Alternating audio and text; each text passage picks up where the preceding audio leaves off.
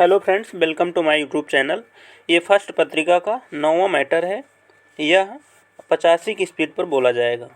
Ready, start. सभापति महोदय, ये शब्द मेरे नहीं हैं बल्कि राष्ट्रपिता के हैं। जो लोग आज सरकार में बैठे हुए हैं, क्या वे अपने दिल में सोचेंगे कि यह देशद्रोह शब्द बालकों को अंग्रेजी पढ़ाने के लिए राष्ट्रपिता का कहा हुआ है। आज 54 वर्ष देश को स्वतंत्र हुए हो गए हैं, लेकिन राष्ट्रपिता की इस बात पर आज तक ध्यान नहीं दिया गया है।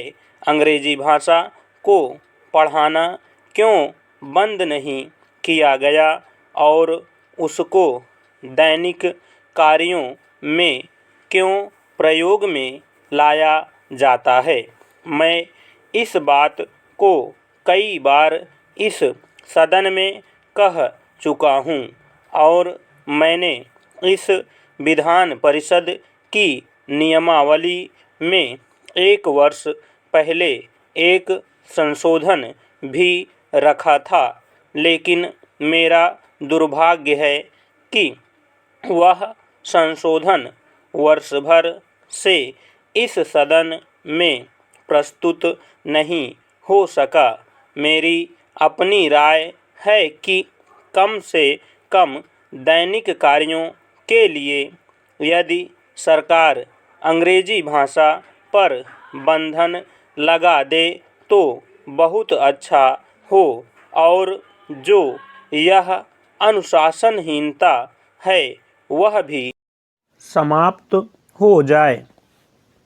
सभापति महोदय, जैसा कि मेरे मित्र ने कहा, लड़कों के माता पिता अंग्रेजी का प्रयोग करते हैं और उनके शिक्षक भी उसका प्रयोग करते हैं।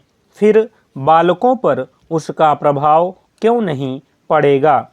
मैं उनसे सहमत हूँ कि बालकों में नकल करने की आदत होती है, जैसा वे अपने बड़ों को करते देखते हैं वैसा ही वे करते हैं। अगर हम कोई बुरा काम करेंगे तो उसका प्रभाव बालकों पर अवश्य पड़ेगा।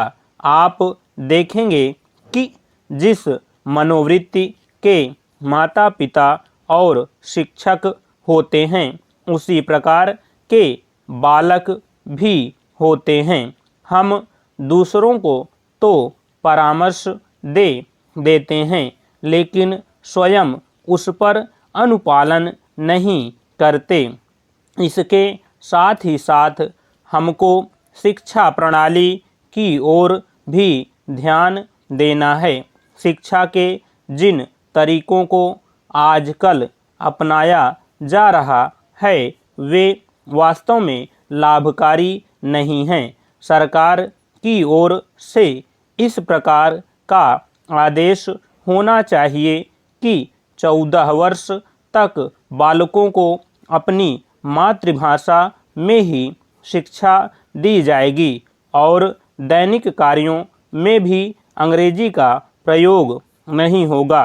इस प्रस्ताव में अनेक महत्वपूर्ण बातों की ओर ध्यान दिलाया गया है। मैं समझता हूँ कि जब माननीय मंत्री जी इसका उत्तर देंगे तो कह देंगे कि हम बहुत सी बातों पर कार्यान्वयन कर रहे हैं, लेकिन मैं समझता हूँ कि उन पर कोई कार्यान्वयन नहीं हो रहा है।